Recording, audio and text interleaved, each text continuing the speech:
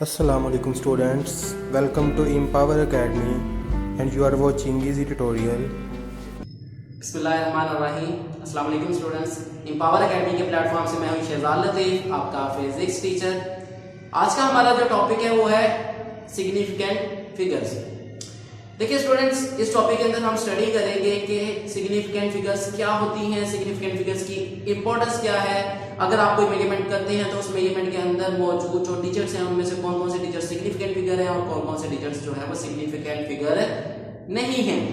उसके बाद अगर आप डिफरेंट कैलकुलेशंस करते हैं तो उन कैलकुलेशंस में से आपने किन डिजिट्स को रखना होगा, किन डिजिट्स को आपने राउंड ऑफ करना होगा, किन डिजिट्स को आपने खत्म करना होगा। तो ये सारी की सारी चीजें भी हम इसी टॉपिक के अंदर स्टडी करेंगे। तो चलिए स्टार्ट कर लेते हैं सिग्निफिकेंट फिगर्स के साथ। जब हमने फिजिकल क्वांटिटीज को पढ़ना शुरू किया था तो मैंने आपको बताया था कि आपकी जो फिजिक्स है वो ये टोटली बेस कर रही होती है मेजरमेंट्स के ऊपर। मेजरमेंट्स के ऊपर क्यों बेस कर रही होती है? क्योंकि आपने एक्सपेरिमेंट, आपके जो लॉज है उनको एक्सप्रेस करना होता है।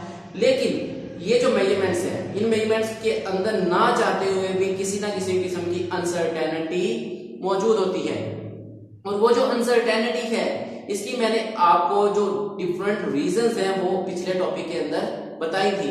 उनमें से एक रीजन ये थी द टाइप ऑफ इंस्ट्रूमेंट, कि आप किस टाइप का जो इंस्ट्रूमेंट है वो यूज कर रहे हैं। फर्ज करें आपने लेंथ ही मेजर करनी थी। लेंथ मेजर करने के लिए आप डिफरेंट इंस्ट्रूमेंट यूज कर सकते हैं, मतलब मीटर रॉड यूज कर सकते हैं, वर्नियर कैलिपर यूज कर सकते हैं, माइक्रोमीटर सकते गेज यूज कर सकते हैं। अगर आप मीटर रॉड के साथ मेजरमेंट करते हैं तो फर्ज करें आपकी मेजरमेंट आई 10.1 सेंटीमीटर। वर्नियर कैलिपर के साथ उसी क्वांटिटी को मेजर किया तो आपके पास जो मेजरमेंट है वो आ गई 10.14 सेंटीमीटर। दोबारा आपने माइक्रोमीटर सक्रिय गेज के साथ की तो आपके पास मेजरमेंट आ गई 10.147 सेंटीमीटर। देखिए हर इंस्ट्रूमेंट ने क्या किया है, एक लिमिट पुट की हुई है, एक खास लिमिट पुट की हुई है कि उस इंस्ट्रूमेंट के साथ आप एक खास पॉइंट तक मेजरमेंट कर सकते हैं।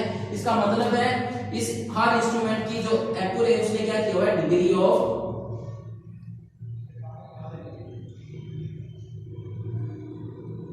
एक्यूरेसी के ऊपर एक लिमिट पुट की हुई है। मीटर रॉड ने क्या किया हुआ, वो सेंटीमीटर के 10वें हिस्से तक ही माप सकता है। माइक्रोमीटर सक्रिय गेज क्या कर सकता है, 1000वें हिस्से तक। और वर्नियर कैलिपर क्या कर सकता है, 100वें हिस्से तक मेजरमेंट कर सकता है। इसका मतलब है हर इंस्ट्रूमेंट का अपना एक लीस्ट काउंट होता है, और लीस्ट काउंट क्या होता है वो मैं आपको ऑलरेडी समझा चुका हूं। ठीक है, तो चलिए अब एक एग्जांपल कंसीडर करते हैं कि फर्ज करें आपके पास एक मेजरमेंट आप करना चाह रहे हैं। उस मेजरमेंट के लिए आप माइक्रोमीटर से, बल्कि आप मीटर रॉड यूज करते हैं। ठीक है, उस मीटर रॉड को यूज करते हुए आपके पास एक पॉइंट आ गया 10.3 और एक आ गया 10.4 सेंटीमीटर। और आपकी जो फिजिकल क्वांटिटी है वो कहीं यहां पे आके एंड हो गई है। ठीक है, और इसका जो मिड पॉइंट है वो ये है। अब देखिए ये जो क्वांटिटी है अगर इसको देखा जाए तो ये इसके सेंटर पॉइंट को, इसके मिड पॉइंट को क्रॉस नहीं कर रही। तो इस क्वांटिटी को जो कि एक्चुअली 10.3 से ज्यादा है, हम उसको 10.3 ही कंसीडर कर लेंगे। लेकिन अगर यही क्वांटिटी कहीं यहां पे एंड हो रही होती तो देखिए ये 10.4 से कम है, लेकिन इन दोनों के मिड पॉइंट से थोड़ी आगे है तो हम उसको 10.4 सेंटीमीटर ही कंसीडर कर लेते।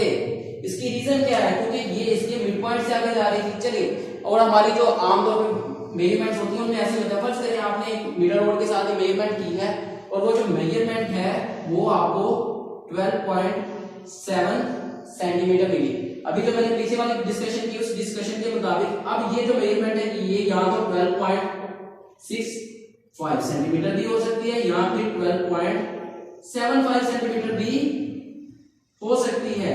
इसका मतलब है इस मेजरमेंट के अंदर 0.05 की फ्लक्चुएशन हो सकती है। ये या तो 0.05 ऊपर जा सकती है, मतलब 7 से 12.75 हो सकती है, यहाँ पे नीचे आ सकती है 12.65 हो सकती है। और ये जो पूरी की पूरी फ्लक्चुएशन है वो किसके इक्वल है, 0.1 सेंटीमीटर के, और जो कि क्या है मीटर रॉड का लीस्ट काउंट। ऐसे ये 0.1 क्या है, मीटर रॉड का लीस्ट काउंट है। अब देखिए लीस्ट काउंट को दो हिस्सों में तोड़ा हुआ है और उसमें क्या है कि 0.05 जो है वो प्लस हो सकता है या फिर 0.05 बिलो हो सकता है, मतलब अबव या बिलो, इसीलिए इस काउंट को हमने दो पार्ट्स में डिवाइड किया। अब ये जो हमारे पास मेजरमेंट है 12.7 सेंटीमीटर, इस मेजरमेंट की एक्यूरेसी या अनसर्टेनिटी को हम सिग्निफिकेंट फिगर्स की मदद से एक्सप्रेस कर सकते हैं। अब बात जरा ध्यान से सुनिएगा, ये जो हमारे पास 12.7 है इसके अंदर तीन डिजिट्स हैं, एक है 1, दूसरा है 2 और तीसरा है 7। अब इसमें ये जो 12 है ये तो हमें नाउन है कि इतनी मेजरमेंट तो है 12 सेंटीमीटर, ये जो हमारे पास क्वांटिटी थी 12 सेंटीमीटर उसकी लेंथ लाजमी तौर पर है, लेकिन ये जो 7 है इसके बारे में हमें डाउट है। इसका मतलब ये जो दो डिजिट्स हैं इनको हम कहेंगे नाउन डिजिट्स। नाउन डिजिट्स ऐसे डिजिट्स होते हैं जो कि जिनके बारे में आपको कोई शक नहीं होता, वो कंफर्म होते हैं। लेकिन ये जो 7 है हमें पता है ये फ्लक्चुएट कर सकता है, ये या तो 12.65 भी हो सकता है या फिर 75 भी हो सकता है, इसके अंदर 0.05 की फ्लक्चुएशन आ सकती है, और ये जो फ्लक्चुएशन है इसी वजह से हम इसको कहेंगे डाउटफुल डिजिट।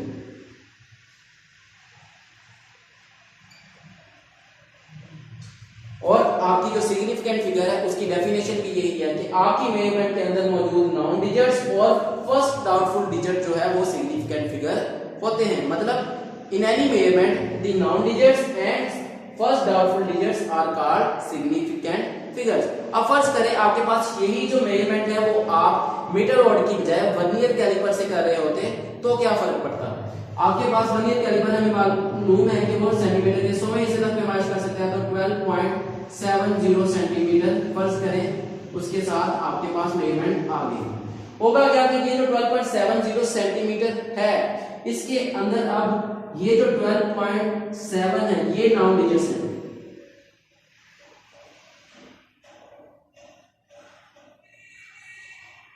लेकिन ये जो 0 है ये डाउटफुल डिजिट है।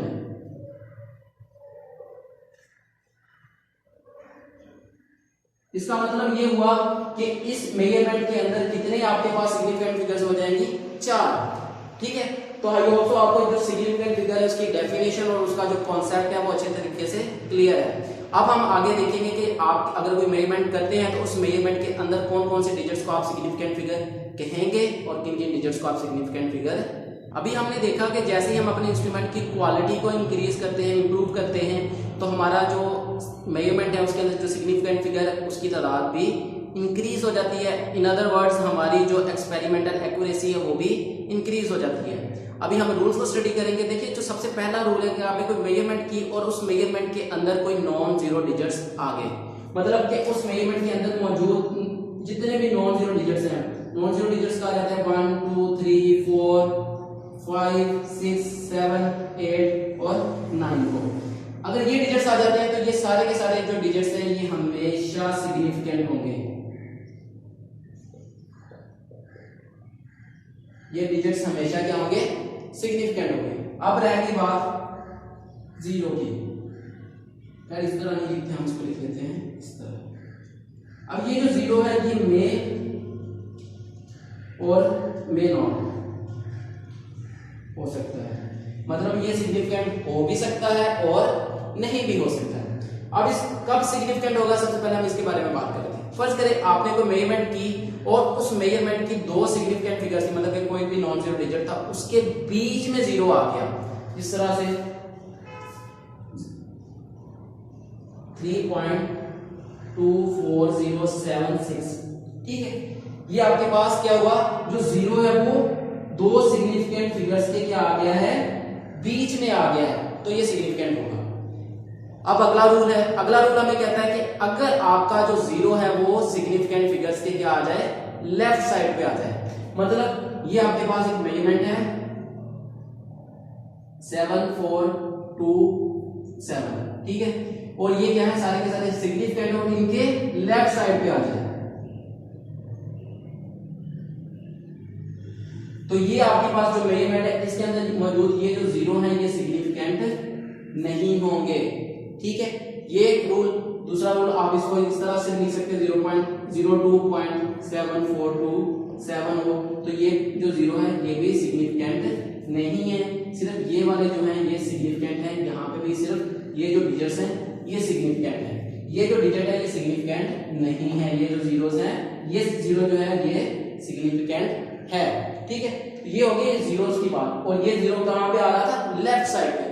लेकिन अगर जो जीरो है वो राइट साइड पे आ जाए तो क्या होगा, आपको अभी याद होगा मैंने एक एग्जांपल दी थी 12.70 की, जो कि वर्नियर कैलिपर के साथ मैंने कहा था मेजरमेंट की है। अब ये जो जीरो है, अब देखिए फ्रैक्शनल पार्ट में आ रहा है, ये जीरो किस में आ रहा है, फ्रैक्शनल पार्ट में, ये पॉइंट लगा हुआ है। तो फ्रैक्शनल पार्ट में आने वाले जितने भी जीरो हैं, डेसिमल पार्ट में आने वाले जितने भी जीरो हैं, वो सारे के सारे क्या होंगे, सिग्निफिकेंट होंगे।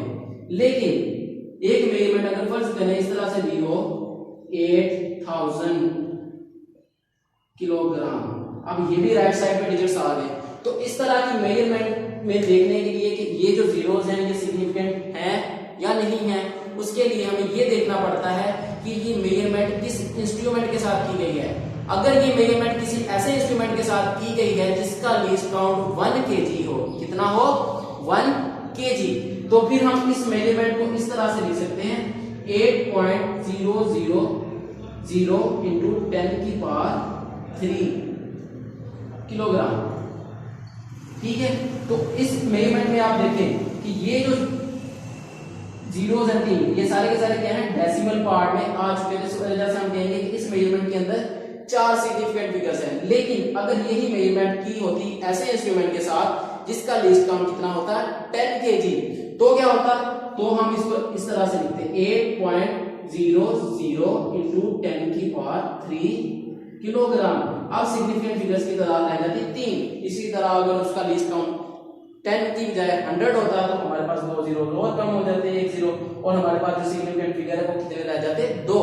इसी तरह अगर हम जो लीस्ट काउंट है उसको क्या करते जाएं, कम करते जाएं, हमारे पास जो सिग्निफिकेंट फिगर्स हैं वो फ्लक्चुएट करते जाएंगे। ठीक है, आई होप सो आपको यहां तक बात क्लियर है।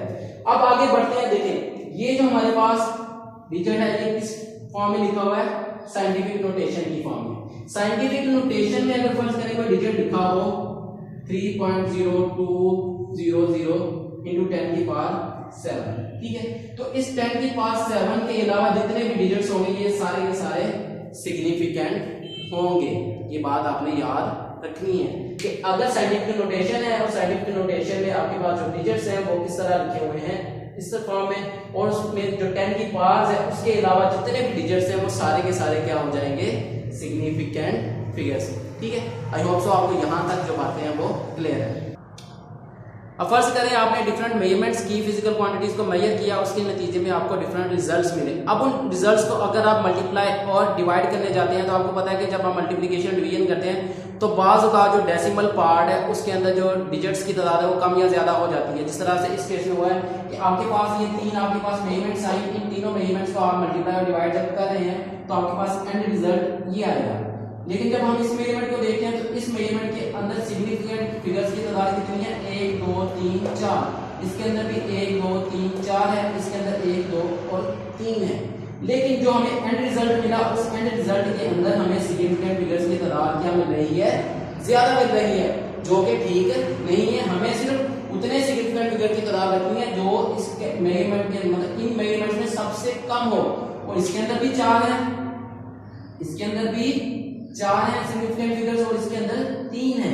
इसका मतलब इस पूरी रिजल्ट के अंदर हमें सिर्फ 3 सिग्निफिकेंट फिगर्स चाहिए, और वो जो 3 सिग्निफिकेंट फिगर्स हैं वो हम यहां तक रखेंगे। इसका मतलब है बाकी ये जो डिजिट्स हैं इनको हमें क्या करना पड़ेगा, ड्रॉप करना पड़ेगा, और हमें ये जो सबसे पहला रिटेन्ड डिजिट है वो 5 होगा।